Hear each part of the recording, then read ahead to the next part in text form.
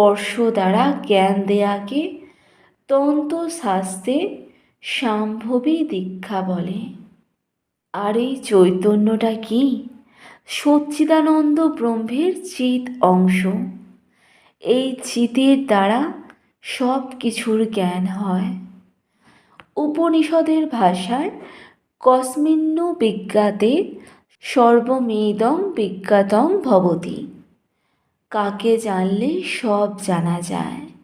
ইনি ব্রহ্ম, ইনি জ্যোতিষাং জ্যোতি, অর্থাৎ আলোর আলো। তস্য ভাষা সর্বমেদং বিভাতি। তাঁর আলোয় নক্ষত্র, চন্দ্র, সূর্য, বিদ্যুৎ, অগ্নি সব আলোকিত।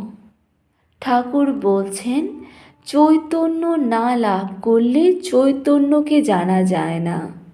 চৈতন্য না হলে বৃথা মানুষ জন্ম।